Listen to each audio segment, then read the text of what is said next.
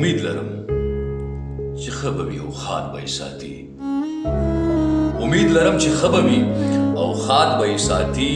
ما داسې مینه کړې ده چې یاد به یې ساتي. نو څه ووایم که څوک یې له تیارو نه رابهر کړي. نو څه ووایم که څوک یې د تیارو نه رابهر کړي. پښتون دی چې همدغسې برباد به یې ساتي. نو ته خو د ښایست د دنګو ونو غرڅنی یې چې دومره حوصله ساتي. فرهاد به یې ساتي او زرار خو د وختونو